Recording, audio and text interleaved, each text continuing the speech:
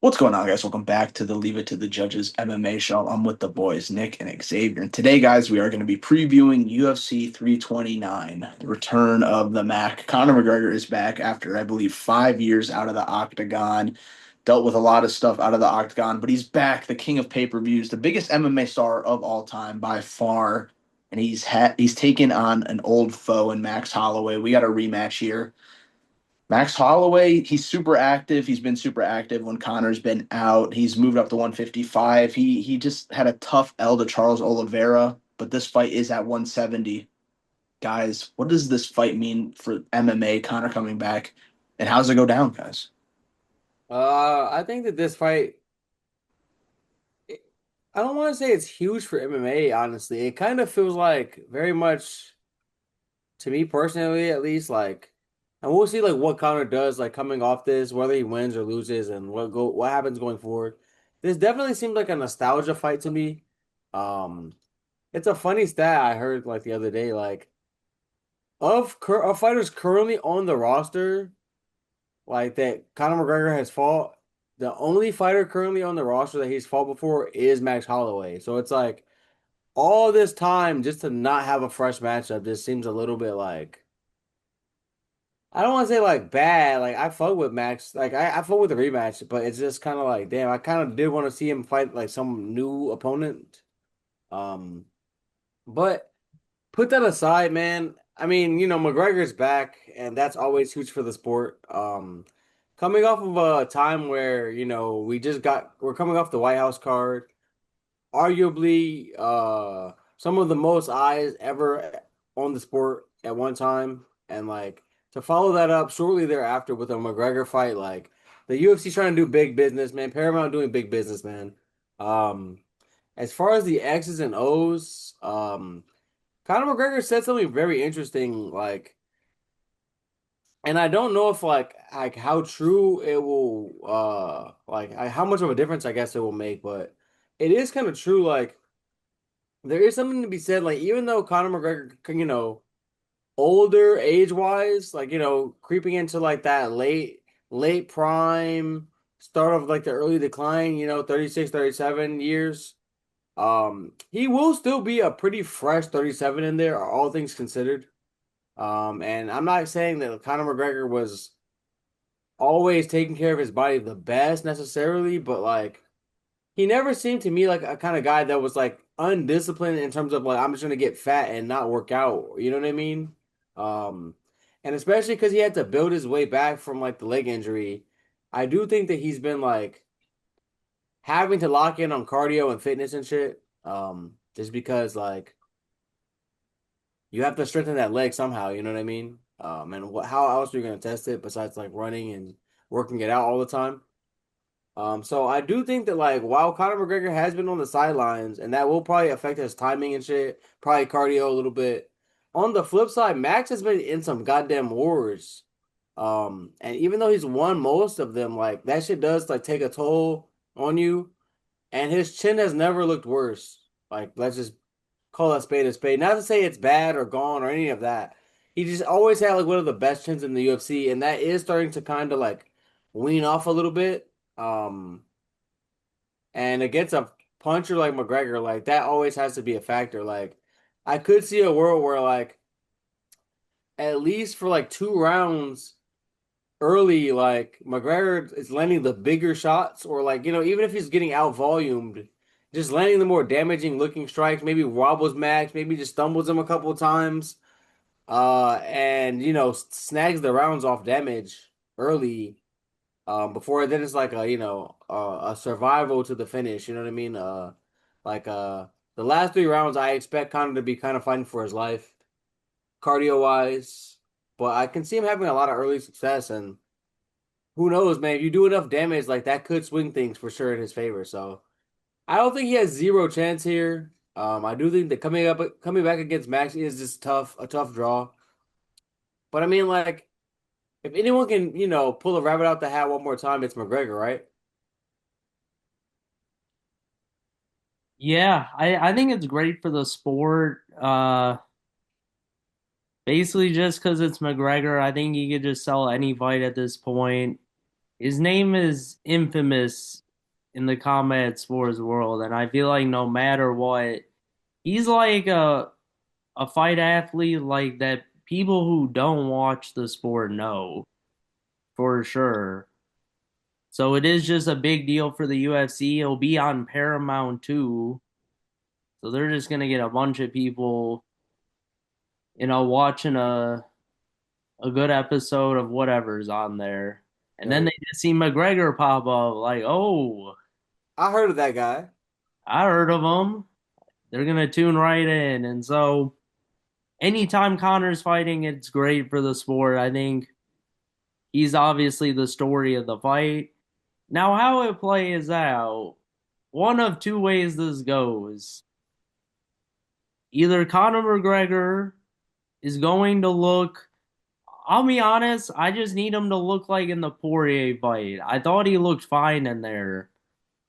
I don't think it was like a suit, and that was 5 years ago, but like I never saw like a massive decline, maybe more a little durability wise, which worries me a tiny bit, but it's at 170, so I feel like it's just Max will wear it way more. And so either Connor's going to go out there and knock Max out, because I do think at this point we've seen Max's chin gets tested in the last three of his fights.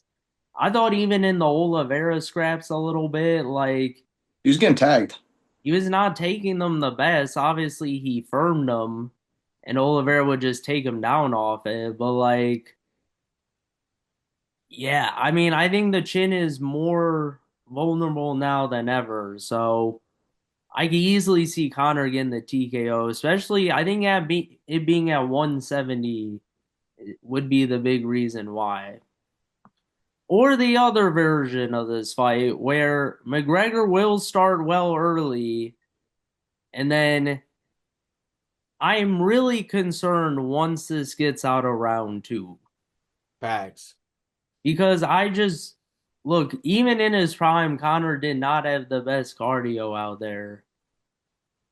And that was like just another level of like just infamous mortality god. Like he was just on like his cardio was still bad back then. And now today at 37 years old, who knows how long he's been training going into this? I'm sure it's been like 2 months or so, but I just don't see the cardio being very good again. So I think he will have to finish it early. And yeah, I don't know an official prediction, but I mean, I'm gonna back Connor because who cares if Max wins, to be honest. Oliveira just took his career away about like so he no longer the BMF. Let we don't care if Max wins. But I do like Max, but I don't know. It really kind of depends how because if Connor looks bad immediately, like age clearly showing out there, it will be a big problem. So it's all a mystery, I think, and that's why I think I love the fight. I think it's just all a mystery of what's gonna happen out there. Yeah, I think Conor McGregor, he said the time off was good for him. He kind of just needed a break mentally and physically. Apparently, he's found God, so that's good. Maybe we have a new Conor, but I think both guys, the main question for me personally is the durability. Both of you guys touched on it on both sides. With Max, he got knocked down by Gaethje. He got knocked out by Ilya. He got knocked down by Poirier. I know Connor's not going to wrestle him, but he got destroyed by Oliveira. He has some of the highest octagon time of all time in the history of the UFC. And with Connor, he just comes off a really bad injury. Maybe it's lingering. And before that, he got knocked out by Poirier. The gas tank's always going to be an issue. So durability is the main question for me here. And at 170, I'm also going to pick Connor. It feels like the vibes pick. The smart pick is Max Holloway, just kind of drowning him. Like low key, the way I see the fight going is they get into some crazy exchanges. Connor looks really good for a while, but Max kind of just, I don't know, stays in there and drowns him. But nah, man, screw that. I think Connor can knock him out in 2 rounds. Yeah, I'm with you guys for the vibes. It feels like a vibes pick. I'm not even gonna lie, but is it a vibes pick? Could yeah, you guys sell me a little more on yeah, why Connor no, can win this fight? I I mean, got you. I think that like you just said that like McGregor won't be wrestling him, but like I don't know, like it would show me a lot of growth if he just kind of went in there and size mogged him in there. You know what I mean? So Because he did he, in the first fight. I mean, right? I mean, he did show. I mean, granted, that was like some extenuating circumstances, right? I've never seen a healthy Connor try to grapple, right? But True. he did show that like that is adaptability. That is like I'm not just gonna go out here and try to entertain the fans at the expense of winning. That is IQ. I will say that Connor was in a very different place. He was rising up the sport, and a loss to Max Holloway would have been kind of bad at that phase for him, especially because Max Holloway was a nobody at the time. So I don't know if this version of Connor would be as willing to like, kind of succumb the mental battle by like trying to grapple first because I think that that's kind of I think we can all agree that like that's kind of how everyone sees this fight. Like people expect them both to strike, and it would like if he started shooting takedowns, it would kind of give me a oh like he doesn't like what's happening on the feet kind of vibe, to be honest. But that doesn't mean that it's not the smartest move, and I do think he's gonna have a lot of size on Max. Another thing I wanted to touch on though is like cardio wise, I've only seen Connor struggle cardio wise at 170. I thought that his 155 and 145 cardio was just fine, even though at 145 we never had to see him like use it that much. Even in rounds where he was getting ragdogged by Chad Mendez and shit, like he would pop up and be like springy.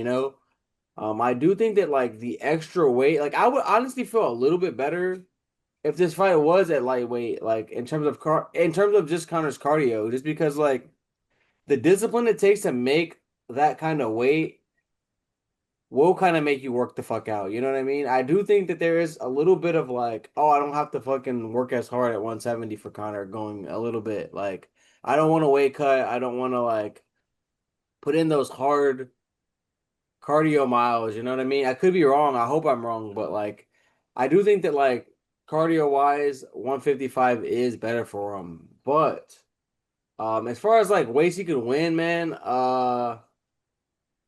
I don't know. I could see maybe if he can like win rounds one and two and then have like maybe one boring as round three, where he just kind of holds Max against the cage or like, maybe get some kind of back control, knee the thigh type of round.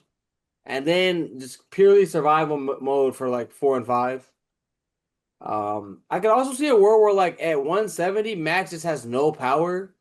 He never had the most power at featherweight or 155, and even though like he had more power at 155, obviously, um, I could see a world where like McGregor early might just like realize like power wise, Max has nothing for him, and he might just like be a little bit extra aggressive, and I think that in the round one, round two KO scenario is his best probably chance to win the fight. If he just like kind of disrespects Max a little bit and like kind of like I'm just gonna march through him. There's levels to this. You see, he keeps repeating that there's levels to this game. I'm gonna show everybody the levels again. And like if he really believes that and he goes out there, eats a couple shots off Max and realizes like he punches like a goddamn cotton ball up here at 170 and it's like, loses respect for the punching power, like I could see where, an aggressive Connor can have a lot of success early. But beyond that, like I do kind of feel like even though I'm gonna ride with McGregor for the vibes, but like every bit of smart MMA fighter IQ better in me is telling me like if you just take the names away and just put like the reality of the situation there, like I don't think it goes Connor's way after round two, to be honest. Nah, it's a good vibes pick, Ed. It's very good vibes. He's gonna KO him first round. We didn't know. No way the UFC wants Max to win. I guarantee if he hits the ground, they might throw Herb Dean in there, so he might just call it off instantly. You know what I mean? Like there could be something like God. that going on. I see some bullshit afoot for sure. Like the UFC, we all want Conor to win. Like, so I'm going full on vibes. I think he can KO him first round, to be honest.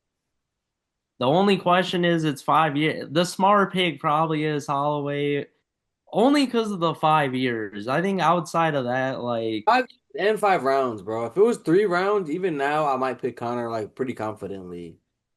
yeah, I mean, if it was years ago, like 3 years ago, maybe I would have been okay with five still. Like 5 years now, like that's the only issue I see. Like if he comes back and looks rusty, it's gonna be like And like definitely trouble. Yeah. So, but I am confident he has the talent to just come back and look like a beast still. So he gonna KO Max Holloway first round, calling it here, and I'll bet on it. I No, love it. no problem from me. I feel like there's a lot on the line here for Conor. He has 2 fights left. He has one more after this. Then he's gonna hit free agency. True or false, guys? If Conor McGregor wins this fight, there are 2 title fights waiting for him. Whatever one he wants. uh Yeah. I'm honestly gonna say false. I don't think that like at this current phase, even like even though it's Connor, woo, woo, woo, like I don't see him cutting the line that is welterweight right now. I just think that like that is a bit too much. Whereas like lightweight very much feels like it needs contenders. And as long as he's like willing to actually just make the weight and lock the fuck in and get off his lazy ass. Not to say he's lazy, but you know what I mean. Like cut the weight. I just think that the path to a title at 155 is like so easily there. Gaethje's another fighter from his era that he never got to fight. They had words in the past and Conor McGregor's been like, I'll slap the head off Gaethje and all that shit, back in the day.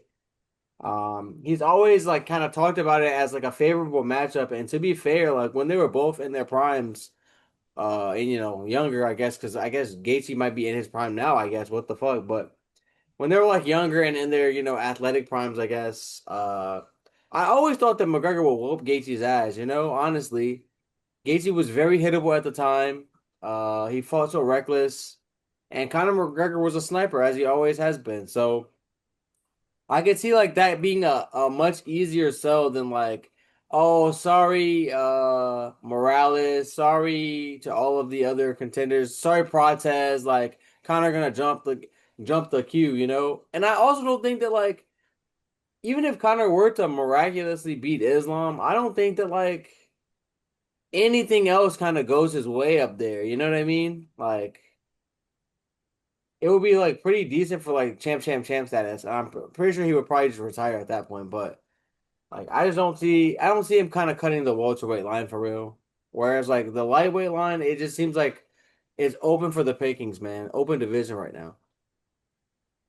I would say true first. I think honestly, Islam would have to be Gary, or even Connor versus Gary. Like both Irish, like that's good vibes too. Max Holloway has literally never fought at 170. Like you I can't. know. I'm just saying, like, how crazy would it be, like, to the 170 pound division, like, if fucking off of a win against a guy not even in your division, McGregor just gets a title shot. Like, that would just be absolutely not to say like we haven't seen some slaps in the face before, but like that would be like It's the Mac. just I don't like know. I'm It's just kidding. Conor McGregor, man. Like they'll know. They'll understand. Like it's coming off Conor two McGregor. losses, bro. Like I don't know, bro. That shit is not right to me. They're Even not gonna like it, but I I'd mean, be here for it. I'd be here for it, but like. I think in terms of entertainment, him versus Islam, that is a massive fight. Especially if he TKOs Max, like that is a massive fight either way. And then like I think it's tougher at welterweight for sure because there's more contenders. If you look at lightweight, I mean, there is Arman Zarzukyan, but we all know he's not gonna get that title shot. Dana would skip Armin in a heartbeat, bro. Oh, Like for Connor, it's always. Connor, like I fuck. won't even think about it. He's like, go wrestle more, bro. Go back Like, to rap. And like Oliveira would still probably need another fight. Um, I mean, it's kind of wide open right now. BSD, I mean, maybe they give it to BSD if he beats Patty. Mm. Like, that seems Ilya's still out there. they could honestly, I would be very fine if they ran that fight back, by the way. Ilya Gaethje. But yeah, but Taporia's gonna be out too long, so I mean, it's also like Gaethje already specifically said like I'm not giving him a fight. I'm not giving him the fight again. It should be Armin. I mean, like honestly, like let's be honest, like Gaethje is not long for this sport. I do think that like by the end of next year he will be retired, no matter what. Like I feel like the only thing damn near like keeping him around is the fact that he won and he has to defend. I think the second he loses, he's just gonna retire.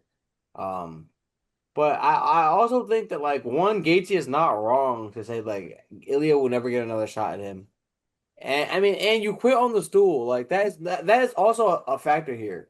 Yeah, it's a bad look. Like I, you cannot like I like okay, like for Hamza, for example, razor thin split decision, you can ju dominant champion, it's easy to justify a rematch, right?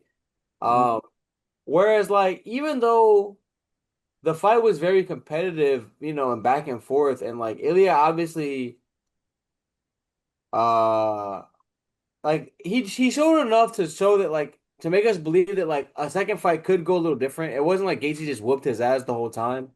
But it when was an like ass beating. it was so definitive, like by the end of it, you not getting off the stool because your face is all fucked over and you're gassed out and like you really like quit on the stool essentially. Yeah, Whether it was you or your corner or whatever, however you want to frame it, like you quit on the stool. And so yeah. like to get a rematch after that, like you would have to do some work, and I just don't think that like Gage is gonna at all stick around long enough for him to like do that. It might be like one fight, two fights, but I just don't see Gaethje defending the belt. I don't even see him winning enough defenses to like hold on to it enough for Ilya to come back in a Yeah, natural. So I think that ship is just sailed, to be honest. I feel that. For Connor and the two belts, I agree. I think Gaethje and lightweight would be an easier task to go get that belt. But as a fan, I'm assuming Connor only has one or two fights left. He's not in it for the long run either. Dude, I'm a sucker for that Connor versus Islam storyline, and I don't care what's going on. Run that if possible, but beating Gaethje would be way easier. Islam would probably destroy Connor. Um, but yeah, what if Connor loses? Like, what does that mean for his last fight in the UFC, hypothetically?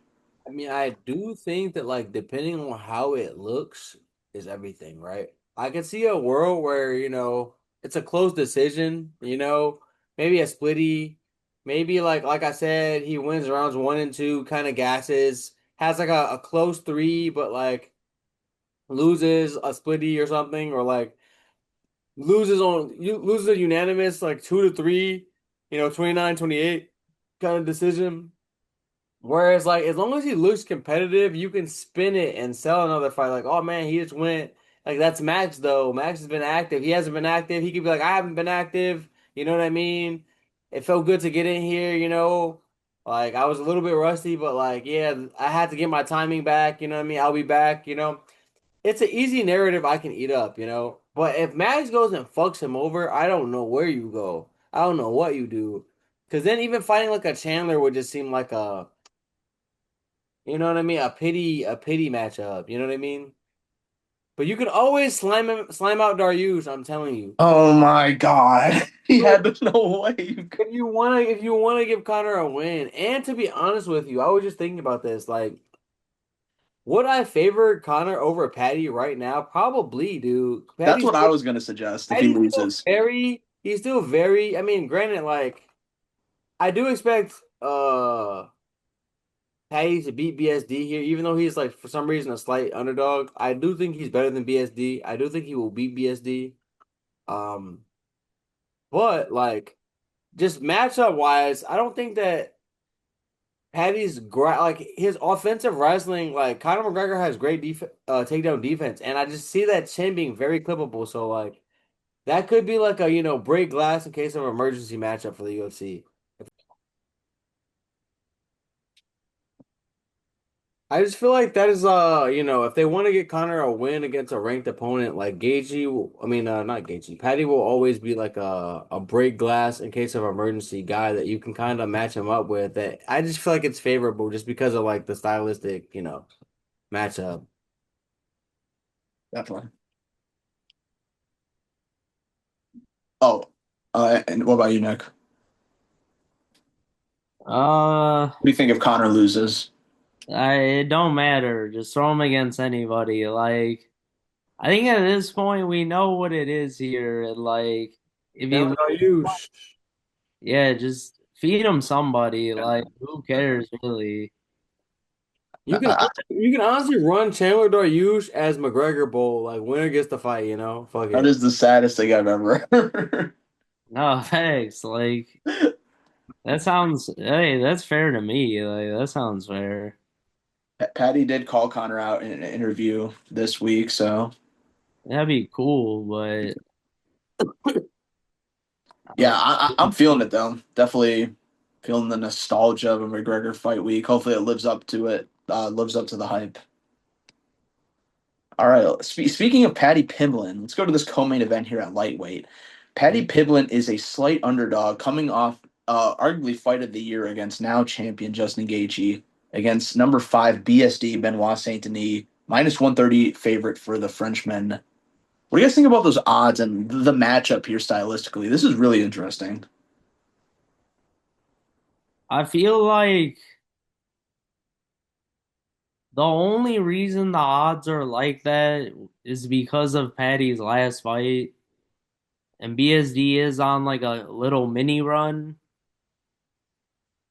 and like, but stylistically, I think like it's a bad matchup for a person. Like, here's the thing: I think on the feet, it's like very technique wise, like even. I would say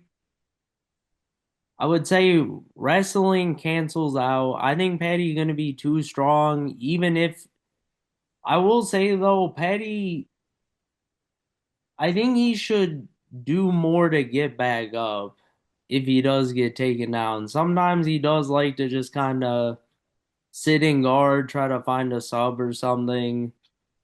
But since it's a 3 round fight, correct? Yeah.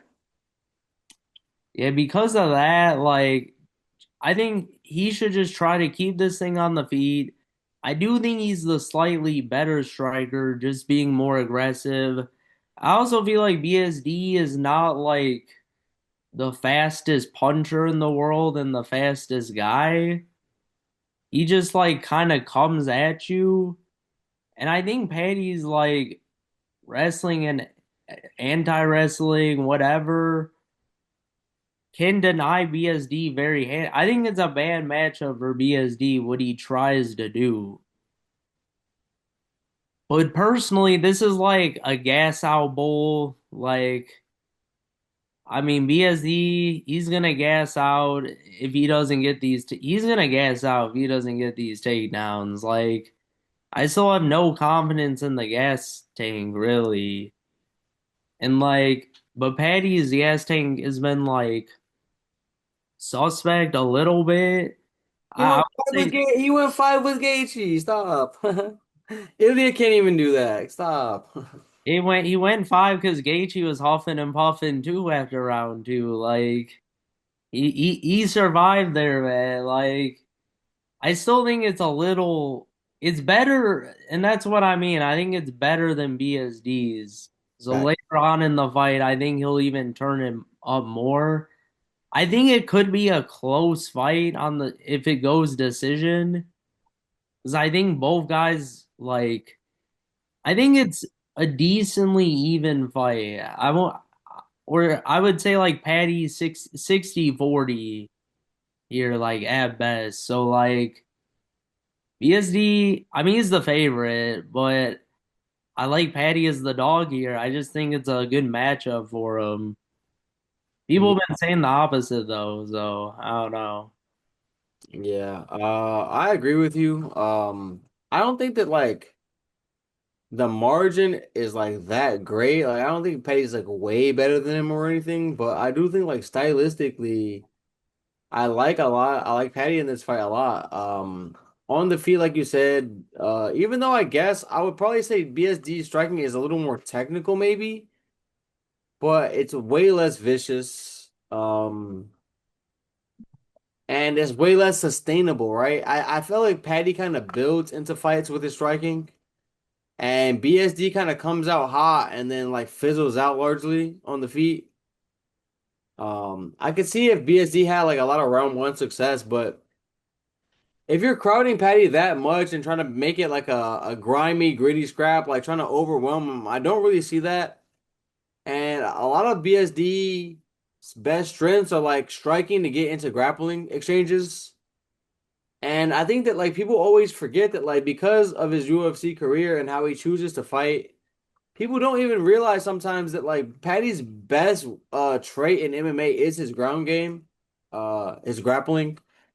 And I could see a world where like a slightly gassed BSD is kind of like trying to, do shit in the clinch and like maybe shoot a fucking takedown, shoot a double leg. Maybe has Patty against the cage trying to like, wrestle him down and he just gets gillied, man. Like gets triangle, like man, Patty has all kinds of subs and he can snatch him up really quick. And like against a gassed out BSD, I feel like the second half of this fight is gonna be all Patty. I can see if he has some if BSD has some early success, but I don't necessarily think he's gonna put Patty out or get him into any kind of like dominant position where he can just beat the fuck out of him. And so yeah, give me Patty. I also think Patty has like the better chance to like just straight up chin him or rock his shit. So I mean, yeah, and Patty's coming off a close fight, albeit like we all knew that Gaethje won. It wasn't like a question of that, but a fight that was mirrored with a lot of controversy, a lot of eye pokes, and like moments that had things played out differently. Like Patty probably could have won that fight. Um, so I don't think that like. I'm as off Patty based on his last performance as a lot of the public and the betting lines are clearly displaying here. Uh, I think he's gonna show that he's still here, man. I mean, I fuck with BSD, and like you said, he is like the streaking fighter. He is on the run here, but like, think about like the run Patty was on before his like last loss to literally Gaethje, the literal champ. You know what I mean? Like, he didn't lose to anybody, so it's like, I mean, shout out Jared Gordon, but you know what I mean on paper. On paper. He's still one of these guys, man, and I expect him to. I'm loving him as an underdog for sure because I expect him to potentially even finish BSD, maybe club and sub round two or three, like for real. Yeah, I'm with you guys. I have Patty winning here late submission. I think that's my official prediction after like yeah, probably clubbing him a lot. I think it's gonna be a war.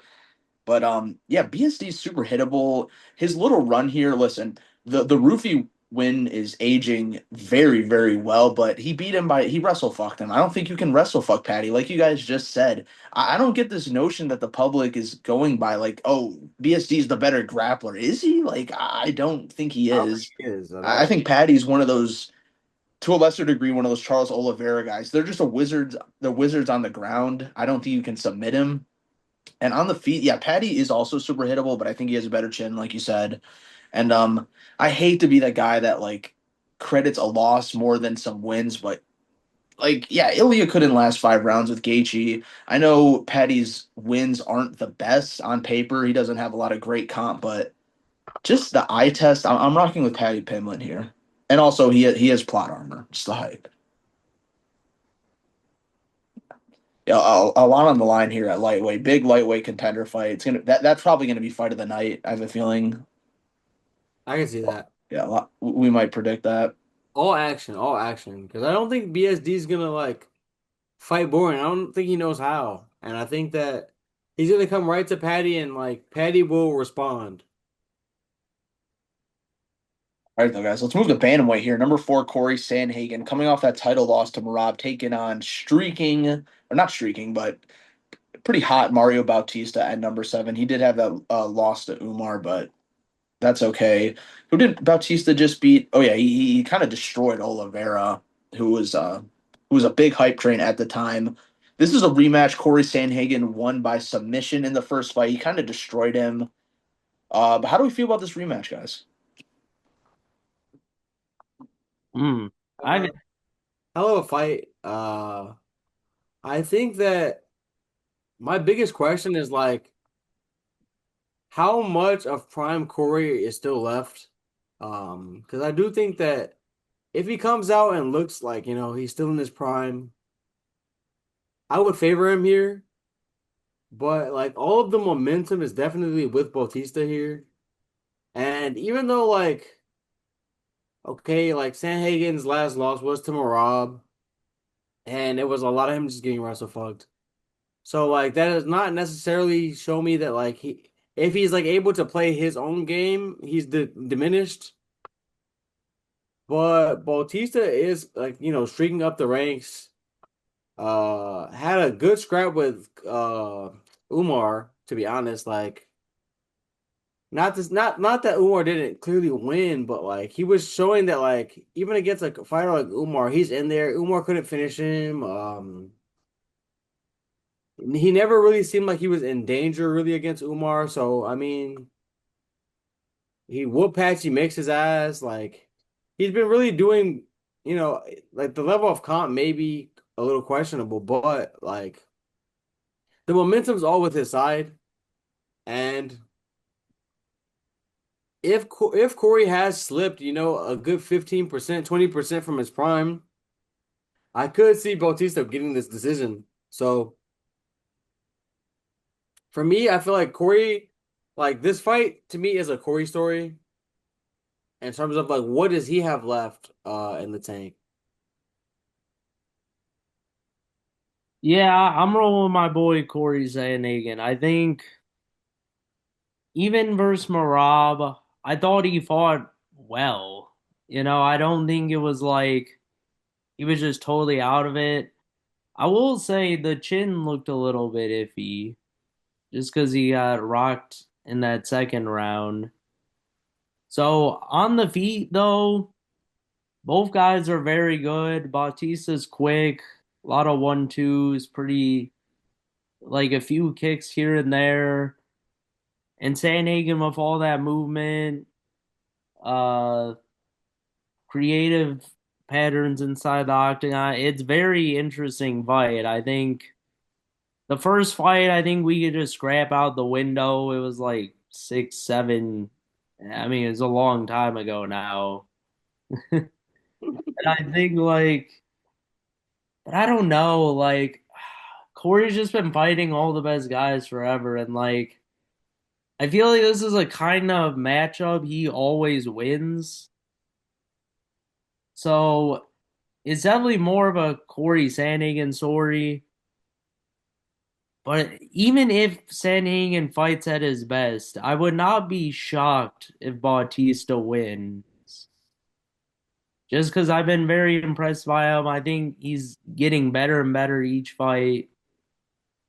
But I'm gonna lean Corey. I think he can also out wrestle Bautista personally. I think he's like way better now than he was back then, and I think that's what he did in the fight. I don't recall exactly, but I just think he's a way better wrestler now. Bautista's an okay grappler. I haven't seen him do much. Looked good in the Oliveira fight, kind of, but I think Corey can win I think he has a path to victory here he could take, but it'll be on the feet. I think it'll be close, but I would lean Sandhagen's experience and everything. Yeah, I think you both make really good points. I'm slightly leaning Bautista. I just think he'll just outpace him on the feet. I've also been really impressed with him. And Corey, yeah, he's looked really impressive also, but I don't know, man. I just feel the momentum of Bautista coming, and I was really impressed with that Oliveira fight. I get that Oliveira had to switch weight classes after that, but I thought he absolutely destroyed him in there. And yeah, Sandhagen's, I don't know. Like you said, the chin kind of worries me. Bautista did drop Umar, which I thought was huge. He looked really impressive even in a loss. So I'm gonna rock with Bautista here by 29-28 decision, maybe a splitty. The one thing about Oliveira though is he is not technical. He's not technical. He's a wild man in there, and like I do think that like we've been seeing like even with Fazeev just whooping who did he just beat? Fucking Torres. Or yeah. yeah, Torres. Like we've seen like there is something like where a fighter might have momentum and like crushing like I don't want to call them cans, but just lesser comp, crushing lesser comp, and they might have the momentum, but like these gritty vets, man, at the top of these divisions who have been perennial top five guys, and maybe they can't get over a Umar or a Marab, level champ, but like these second tier contenders, bro, like they do not like going easy, bro. They do not like going off into the sunset easy, and I feel like in recent years, there's just been a lot of that. And I just kind of get the vibe that we're gonna see it again. Corey Sandhagen, I fuck with him. I don't know if he will ever touch the belt. But like he is right there in that Dustin Poirier kind of class to me in terms of a guy that like is championship worthy or was championship worthy at least, and like just met challenges that he couldn't overcome. You know what I mean? But I do kind of get that same vibe where like he might just Bautista might be like it might just be a little bit too soon for him. You know what I mean? Like he might have to show a young kid like I'm still here type shit. You switching your pick, Xavier? I mean, I'm taking Corey Sandhagen for sure. I don't Oh, know if I even made a pick, but like I thought you picked Bautista. I thought I heard you pick Bautista. no, I just said that like I could see him like he has the momentum, but like no, I'm definitely taking Sandhagen. I do think it's gonna be a bit of a 29-28 like close scrap, but I do think that like Sandhagen will probably just veteran him out, sun him a little bit down the stretch. Also, I just haven't been impressed with Corey Sandhagen's most recent wins, personally. I don't know. He beat the shit out of Figueiredo. I have a Figgy's like, come on. I'm just saying that. I mean, look, he was doing well. Didn't he win 2 rounds off Marab or am I tweaking? Didn't he get a 48-47 on one? Maybe I remember getting demolished by Rob. I remember him losing rounds, but like being competitive in them. And then I remember like him just like completely Umar just completely deciding like to run away from all striking and just kind of wrestle fucking him. And not even wrestle fucking him and doing damage. It's kind of like not doing damage, but just kind of maintaining a lot of top control. So that shows me that like if a striker like Umar doesn't want to at all test himself on the feet with you, he knows what's up. Like, you know what I mean? Like, I think that like in a matchup like against Bautista where I don't think there's gonna be a lot of wrestling, I feel like Sanhagen loses when he gets wrestle fucked, and I just don't see Bautista doing that to him. Like, or I'm even more worried about. Yeah, I feel you. Yeah. I'm more worried about Corey's grapple. Like you guys said, he could out grapple him. I am more worried about that than the Yeah, striking. he's But a better wrestler and grappler than Bautista. Like he gets wrestle bug, but it's in a way where he can like stand up, but you're just kind of holding his back. Like you're not like doing dominant. much to him. Like he improved so much over the year. Like the Aljo fight, he was terrible. Like Absolutely terrible. wise. So like, but he's like way better. I saw a fighter make that pick of this fight off that fight, and I'm like, oh no, buddy, did you did you just watch that fight? It was about like 6 years ago or so. I mean, A, we a could go level back a in level up has archive. happened. A level up has happened in the grappling form for sure.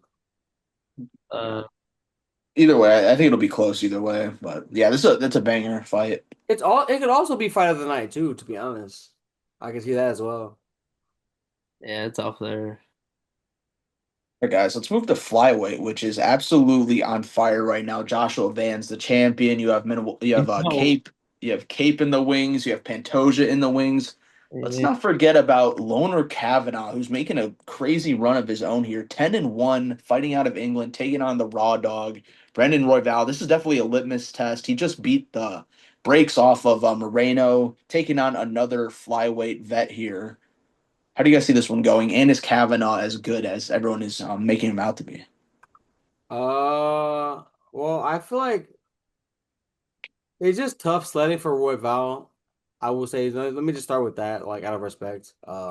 Just because, man, you were just the number one contender, but like that's how fast the sport moves at you, bro.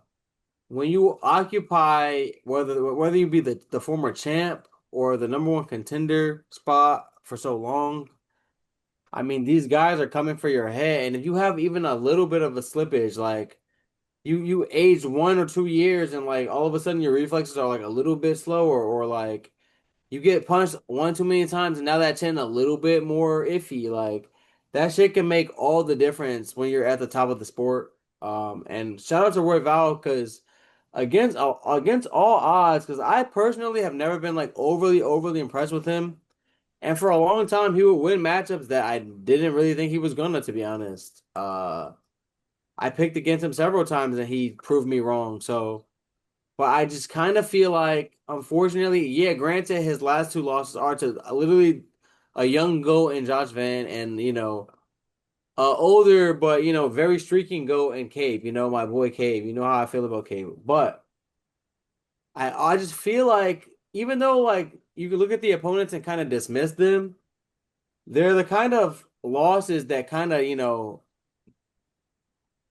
take a little bit away from you. A war with Van where he was getting pieced a lot, ate a lot of punches, and then getting absolutely obliterated by Cape. I just feel like these are the kind of like losses that kind of change a fighter a little bit. And if he was like, maybe the number eight, nine ranked guy, I don't think it would be as noticeable. But like when you're, literally the number four and you have all the young killers coming up for your fucking head and you're like damn near the easy pick in the division if you want to be ranked in the top five, I can just see if his next couple fights he goes on like a skid, depending on how they match make him. But like I do think he's gonna lose here. And it's kind of sad because that is like it's not really about Roy Val, but it's more like a example of what this sport kind of does, how it chews fighters up and spits them out a little bit. Um, I just think that like a couple years ago, if it was like a Roy Val that I felt was more primed, I would feel like, this was more of a coin tossy kind of a matchup. But even the odds reflect like even for all that Royval has done, like the momentum is just not in his on his side at all. And like Kavanaugh looking good. And I could honestly see a world where he kind of makes this look easy, as crazy as that is, and kind of whoops on Royval. I just don't think that Royval is going to eat the shots very well. And even if he doesn't get finished, I can see multiple moments where he's rocked and just ends up on bottom, holding on. You know what I mean? Fighting out the guard, like just being very defensive in a lot of this fight. So I hope he shows up and, at least, even though I do think he's gonna lose, uh, and I kind of think that like for the sport, it's better if Loner Kavanaugh wins. But like I hope that he at least shows me that he's still decent out there. Because it would make me, even though I'm not the biggest fan, I've never been like his biggest fan, but like just to see him like greatly diminished would be like it would kind of bum me out a little bit. So I hope he kind of puts a good performance out there. Yeah, I agree. I think Royval still looks good. Um, I also gained respect over him in a few fights because my biggest problem with him, and I bring it up a lot. This man is a soy boy. He got no pop behind these punches, and I never could back him because of it. It like really just like I don't know, but the cardio has always been great. He'll throw punches in bunches, which is nice, and with unlimited cardio, it's great. Decent grappling, not the best, but okay submission game for sure.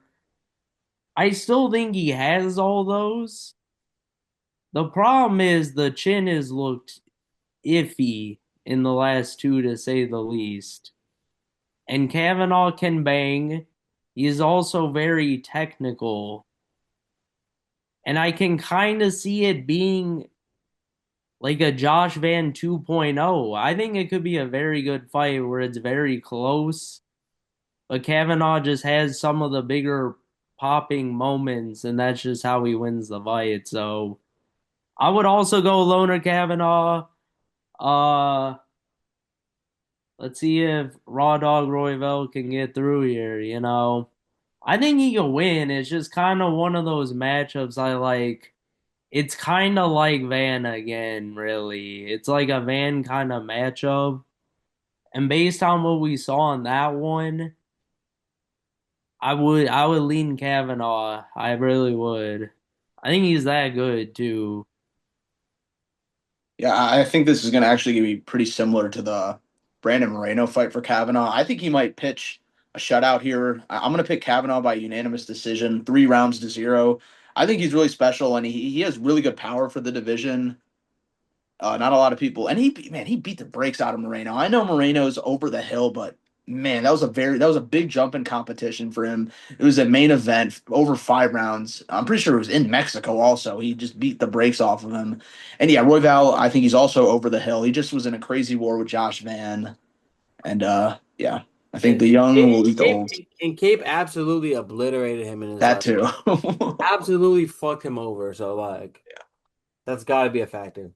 Yeah, so I'm gonna go Kavanaugh here. All right.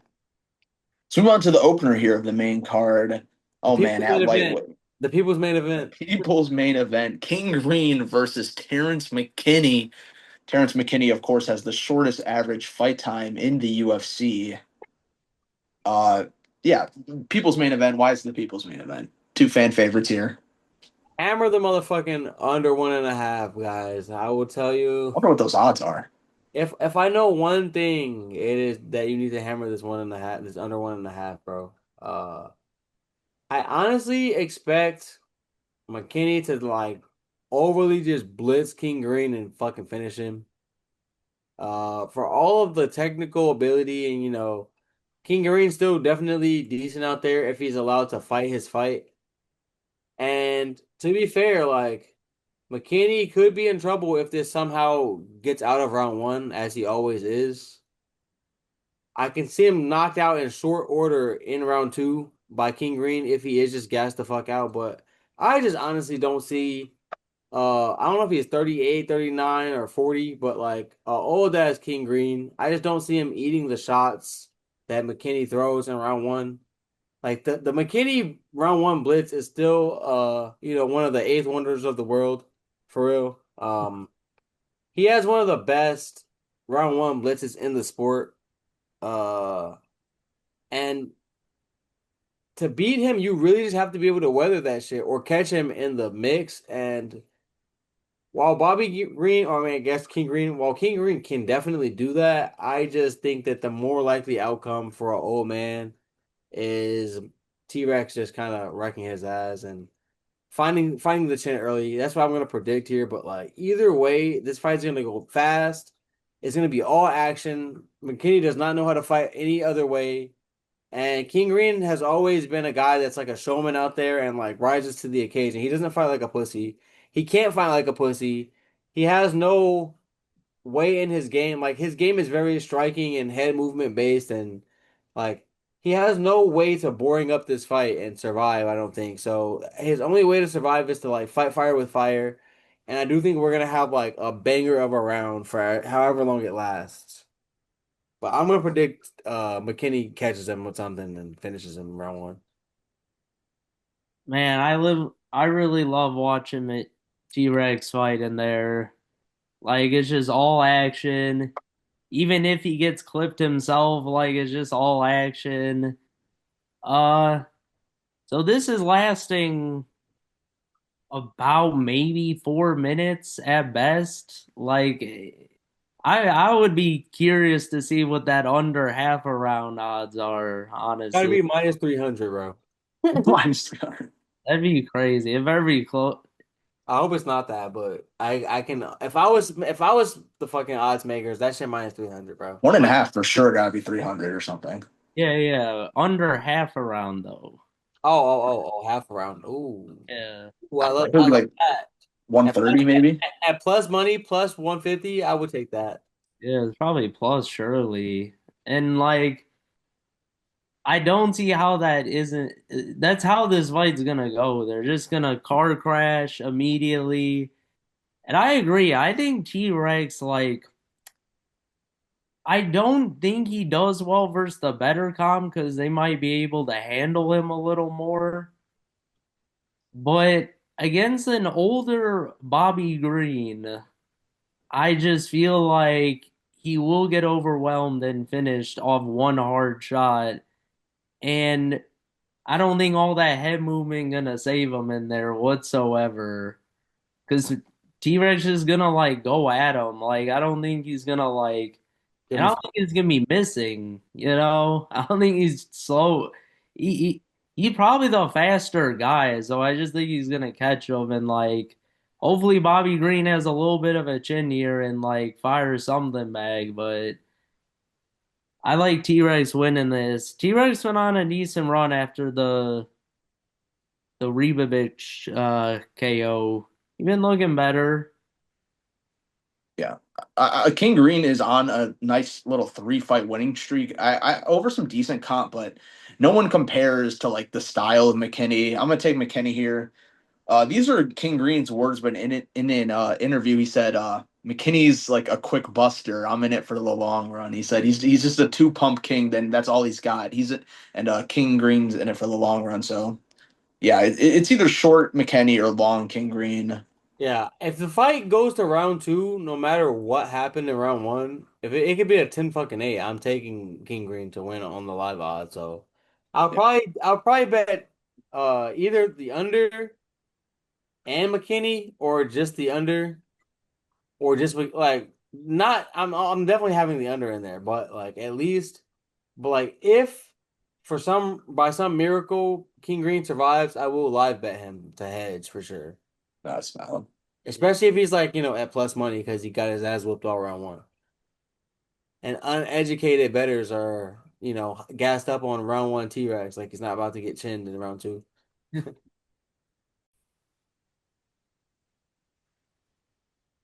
All right, guys, let's move to the prelims, and they are stacked to say the least. Let's start at light heavyweight. Robert Whitaker, former middleweight champion, is making his debut against Nikita Krylov here, who's pretty up and down at 205, but he obviously has the size advantage. Pretty interesting task here for the former middleweight champion. How do you see this one going?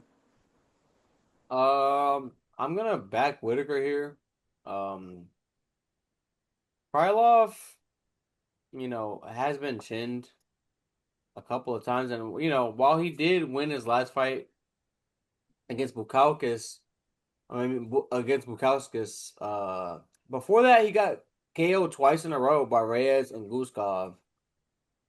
So like it's not like his chin is in a great place. And one thing about Whitaker, his durability might have gone down over time, obviously, and I think that that's obvious. That's probably his like biggest issue. Biggest difference between like now and his prime. But one thing about him is he will put fucking hands on you, bro. Um, Whitaker's boxing has always been like one of the best in the sport, especially at the heavier weight divisions, especially at middleweight. So I do think that I see Whitaker fighting that Krylov chin, and like I don't think that I think that Krylov can probably chin him as well, but revitalize, not cutting any weight damn near at this point. Um, moving up, feeling healthier, potentially with a little bit more punching power.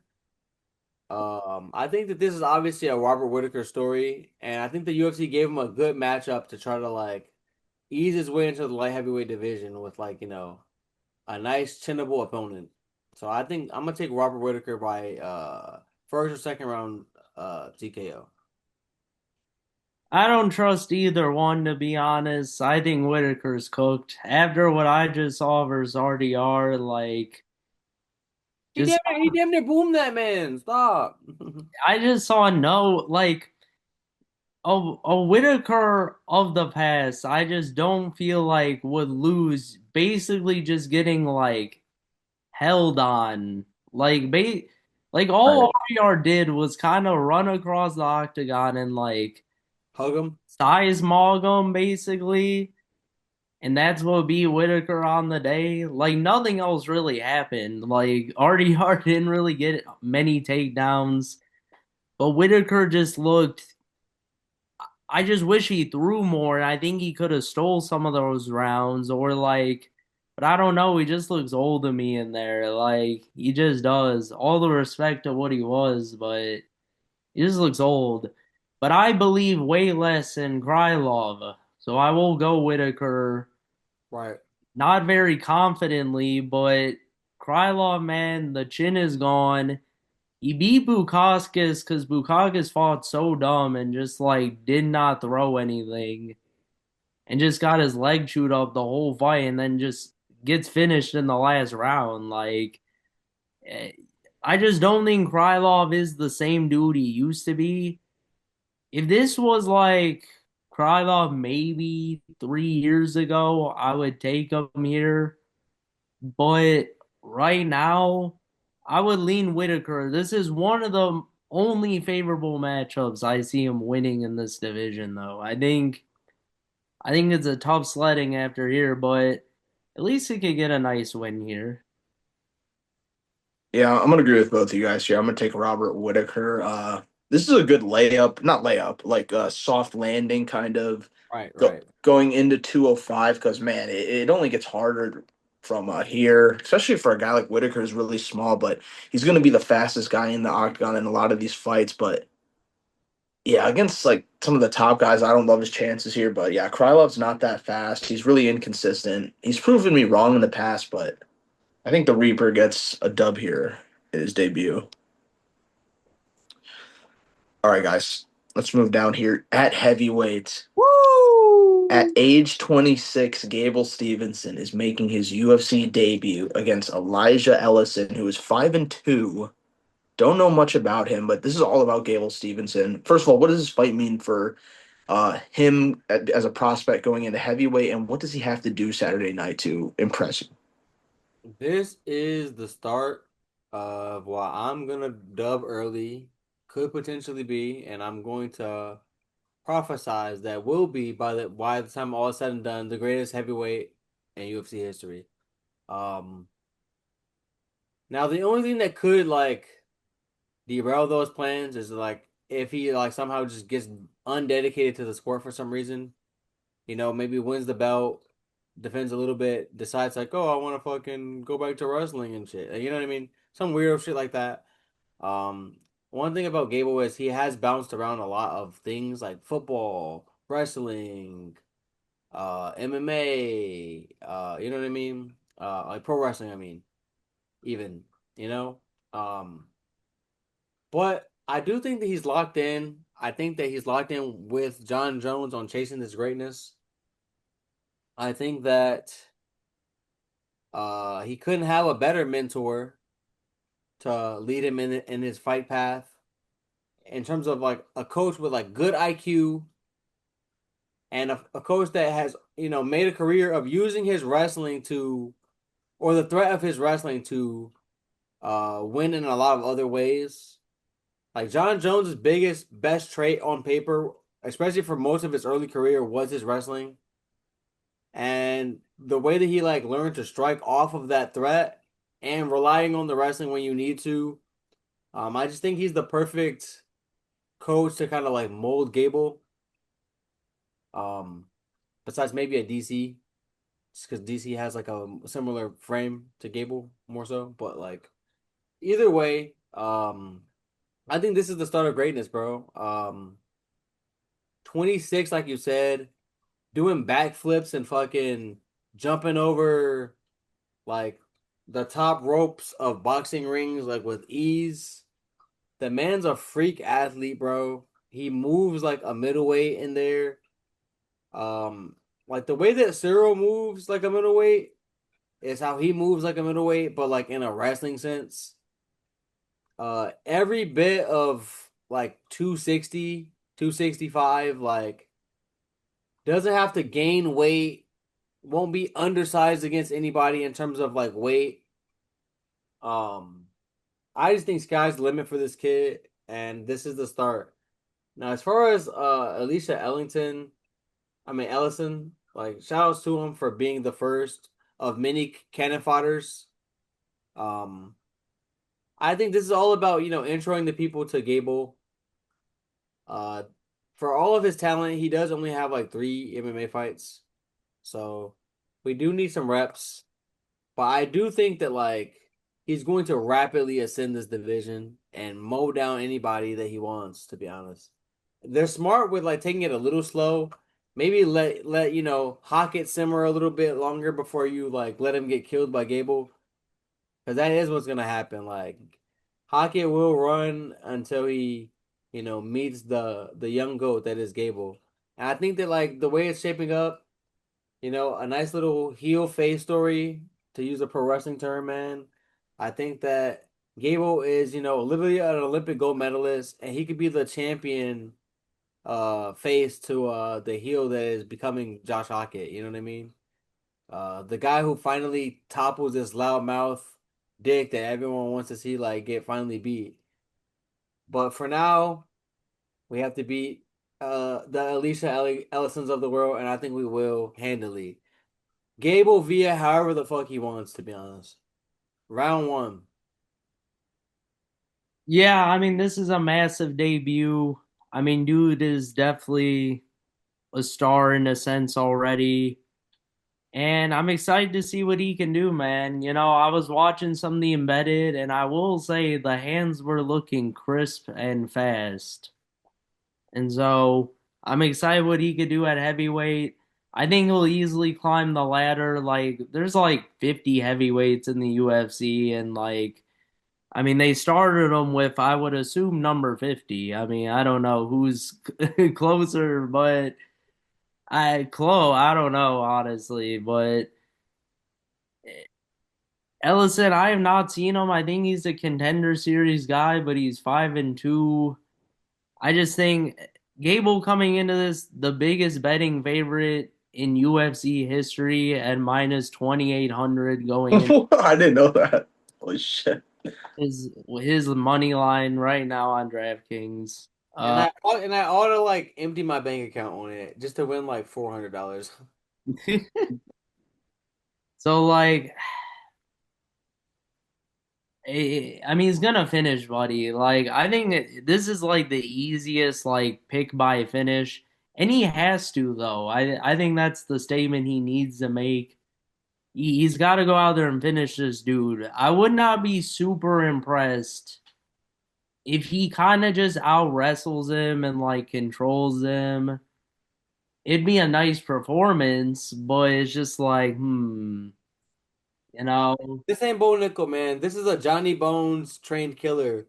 And I've seen from everything I've seen off his regional tape, the couple fights he has, when he gets you down, like he will, because you can't stop him from getting to dominant positions. And he is working that ground and pound with John to a T. He is gonna put it on this man and cave his fucking face in for as long as he wants to be in there. Yeah, Stevenson by finish, obviously. And if I'm the UFC, in terms of competition, I'm gonna take it a little slow, but I'm spamming in there like hella every like couple months. I'm putting in there, and then eventually he'll obviously climb the ranks and be a contender and probably a champion. Yeah, so and yeah, I think he obviously needs a finish. He'll show out. He knows what's at stake here. Debuts, first impressions. I'm not gonna lie, and like this is like a little bit of an indirect consequence, but like it will keep John Jones in the zeitgeist. You know what I mean? And I'm not gonna go as far as to say like that is why John Jones is training him, or like why he's this involved, or like why he's, you know what I'm saying? But I think we'd be a fool if we thought that John Jones is not like keenly aware of that, keenly aware of the fact that like attaching his name to Gable definitely keeps him like potentially like even in retirement at like the pinnacle of the sport, or like not far from the MMA conversation ever. You know what I mean? Yeah, I think that man. John Jones at this phase, like I don't know if he wants to fight. I'm hearing that he kind of does still. I'm hearing he got some stem cells. He's feeling great, and I've seen with Rey Mysterio these stem cells work fucking miracles in terms of longevity and like extending people's careers and shit. So give me stem cell John Jones against the world, but in the meantime, like even if he is done, I do think that he is a kind of guy that like would like to be constantly brought up, constantly remembered. He's constantly on Twitter, like people how quick people forget, kind of vibes. And I think that attaching his name to Gable is going to indirectly keep him like I don't want to say in negotiations with the UFC, but like keep it like, where you can't just ignore him. You know what I mean? Where the people are gonna stay clamoring for him in some capacity. And that might like, help him in negotiations with the UFC in the future if he does want to fight again. Definitely. All right, guys, let's move to bantamweight here. Cody Garbrandt, after a very bizarre performance against, respectfully, I forgot the guy's name. He was Chinese, I believe. Taking on Adrian Yanez. I'm pretty sure he was a pretty big favorite over him. I Uh, yeah, wonder. minus like 400 here. This Fair. this should be low key in a very entertaining fight, but is Cody cooked, guys, or can he slime out Yanez here? Cody's cooked, bro, and I'm gonna be the first to say it as like one of the biggest supporters of him throughout his career. He was one of my favorite bantamweights, in his prime, and even like after his prime. I fought with Garbrandt, but like in a way that is kind of rare. Like I feel like the losses that he took kind of ruined him mentally. In terms of like, I just don't see any kind of confidence from him in there. He is not willing to let anything go in there anymore. And that's a shame because like he has like fast hands, and I'm pretty sure he can still like, if he was like one of these guys like a Johnny Walker mentality, like yeah, I might get fucking chinned, but like, or even like a Terrence McKinney. If he fought like Terrence McKinney, he could fucking get a lot of wins probably still.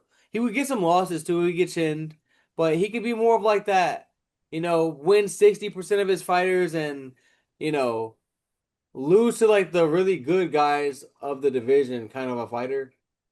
But because of the way he fights, like I think he's more talented than a lot of these guys still. But like the way he just fights and how gun shy he is, it's like I don't know how he's supposed to win when he won't put out any output.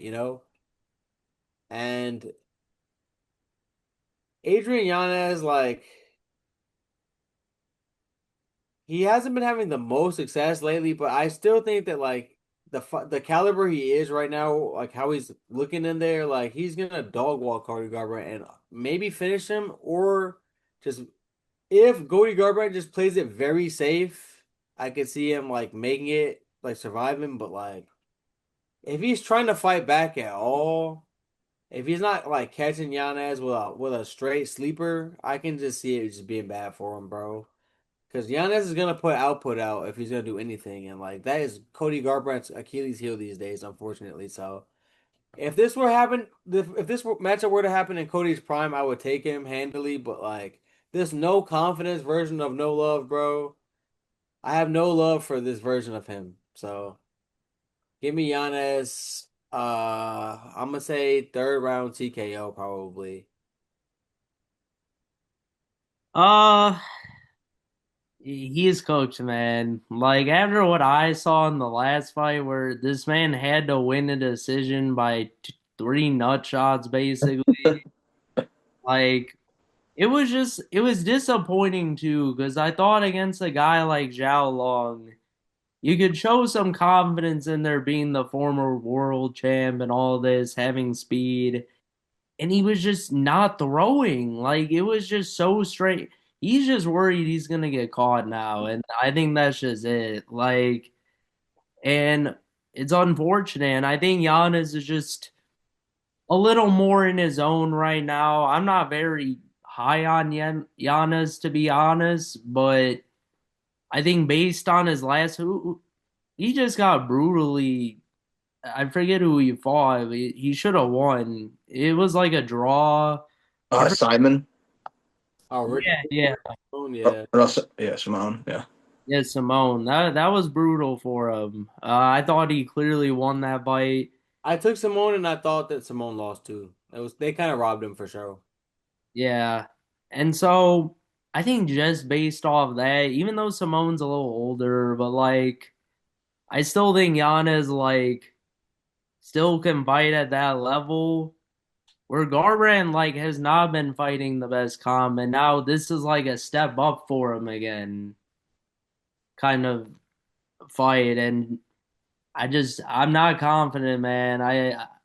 If he's gonna be this gun shy, he's not winning versus Giannis. I think he'll just outpoint him. Could even crack him, I think, with one and get him out of there. Uh, I'll go decision low key, but I think Giannis probably clears this fight. Yeah, I'm not trying to make this a crap on Cody Garbrandt video, but before the pod, we were talking about how like it's crazy how Cody Garbrandt literally had one of the greatest title performances we've ever seen, and now he's like on the prelims. It's just crazy how like the sport's crazy. There's no other sport like it. But yeah, I think the Dillashaw rivalry low key destroyed his confidence. Something mentally is just not there anymore. Because yeah, he has the tools, he has the power. Like I don't know what it is, but yeah, Giannis hasn't been super impressive. But it's an eye test thing, like you guys are saying. I'm gonna take him. Yeah, probably by not. Yeah, probably by TKO. I'll say. I just don't think that Cody's gonna throw enough to like keep Giannis off of him, man. And against a fighter, like if you don't have respect, like I will walk you the fuck down if like I'm fighting someone and I don't feel any kind of threat coming back. Like these guys who are professionals, bro. If they realize you're really just not gonna throw because you're that gun shy in there, like these guys can sniff that out, bro. And like again, like you said, this is a step up in comp, and like every step down in comp, for the most part, he has not handled it very well, you know. So It's a I mean, shame. and it's a damn shame, bro. It's a damn shame because like a prime no love, I think gives a lot of these guys hell, bro. But it's like if you're not gonna throw back, like and show the threat of your power, like you can't keep these guys off you. Then And I want to root for him. Like he has good vibes, I fan root, I'm favorite. rooting. But I root for him every time, but it's like that's what makes it so sad. It's like I just know like where a young Cody would have been firing like almost to his detriment. Like Cody would be like in his prime throwing too much almost, and like the like being taking too many risks and biting down on the mouthfeel a little too much in his prime, and like he kind of like you know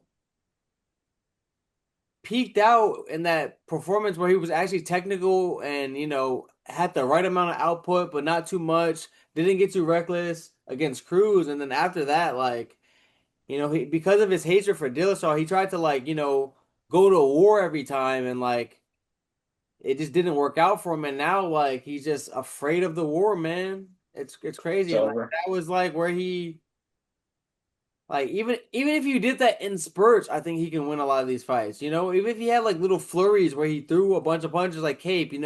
Cape sometimes is like inactive, but when he goes, he goes. If Cody Garbrandt like committed a little bit more, he can clip some people and like steal some rounds, get some wins. But it's just sad to see him just not throwing out there. It's like, what are you going out there for? It's like he's going out there not to win, but more so not to get finished. Yeah, yeah. All right, guys. Really quickly, anything else on the prelims we want to talk about? We have Cortez versus Kong, Almeida versus Pinas, Shout out my boy Farid Basharat, man. Who is he fighting? Who John Garza. I don't know who this John Garza guy is, but He's like a favorite apparently. I don't know who he is, but like I know my boy Basharat still undefeated, and like I don't know what these odds are. This John Garza guy must be a fucking fiend, Yeah, cause I do not. On DraftKings, Basharat a dog out there. What'd you Draft say? Oshra to -600 on DraftKings. Oh, okay. UFC website, of course, just isn't updated. Of Smoking course. dicks. Smoking dicks. Okay. I mean, So I'm about to whip his ass then. Okay. yeah, okay. Okay. I was about to hammer that. Man, I was so excited to get off this pod and go put that bet in right now. But yeah, no, that makes a lot more sense. Shout out Basharat though. Um, Cortez Kong, that's a fire women's fight, I think. It's a really good one. That'll be close. I I'm fuck with Wayne actually Kong, leaning man. Cortez. I'm actually leaning Cortez a I think little. I agree with you, Nick. I would love it if I mean I know Cortez hot, but Wayne Kong got those dynamite hands, man. If Kong she is fire. fit, Just fire. I Shout don't. out, Yeah, uh, I'm just uh wrestling. shout out Luke Riley. shout out Damian Piñas versus Cesar Almeida, you know. Damian Piñas been looking real fucking good, bro. Real good on the contender. I Has could that see a win bang. over West Schultz, that first round KO over West Schultz. And I do think he's gonna keep it rolling against Cesar Almeida, who It's pretty. shout He's out kind of to him. underrated Shout out to him, you know, he's a former opponent of Alex Poetan, so he will always be dangerous with the kickboxing, a knockout threat, but I think PS is gonna show up and show out for sure. All right, guys, let's wrap things up here with fight of the night and performance of the night predictions. I'll start here. Fight of the night, I'll take the co-main, Patty and BSD. And then performance of the night, I'll go with Kavanaugh and McKinney. Yeah, I'll go fight of the night to be a little different. I'll go Sanhagen Batista. I can see that being like, you know, all action, just like them throwing down in there, especially like after like maybe round one is a little bit like, you know, touchy feely, but like I think rounds two and three are gonna be just absolute cinema. Um, performance of the night. I'm gonna go Gable Stevenson's gonna get one because I think that no matter what happens, he's gonna absolutely demolish his opponent. For sure. And then I could also see Loner Kavanaugh getting one because I do think he's gonna do bad things to Roy Val, man. I know on paper it should be a close matchup, but like I just feel like Roy Val might just be more gone than we think. Fight of the night. I'm gonna go Royval Kavanaugh. I do kind of get a sense that Royval will be able to scrap a little bit in there. I think Kavanaugh sometimes is a little too counter striky, so it could just be a nice back and forth, and then Kavanaugh like takes over lane, gets a finish. Performance of the night. Say it, Nick. Come on. No, I can, but T Rex. Okay. Uh, Not Conor McGregor? I want to give it to him so bad, bro. Even though I picked him, it's just like, ooh, yeah, no. We're all He, pulling for him, though. I'm pulling for him in the worst way, and I love Max to death, bro. Max one of my favorite fighters, but it's Connor, bro. It's Connor. He's back, and if he shows me anything positive, I will be happy, man. To be honest. I can't wait. gonna be fire. Oh, yeah, but anyways, thank you guys so much for watching this video. Let us know your thoughts in the comments. Please go check out the TikTok. We always have a bunch of stuff on there, and we'll see you guys in the next one. Peace. Peace.